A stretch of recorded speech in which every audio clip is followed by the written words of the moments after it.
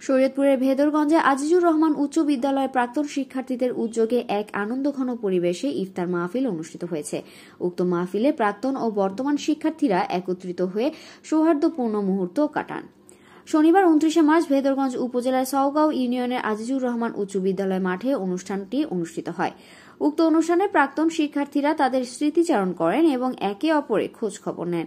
ইফতারের পূর্বে দেশ ও জাতির কল্যাণ কামনায় বিশেষ দোয়া ও মোনাজাত করা হয়।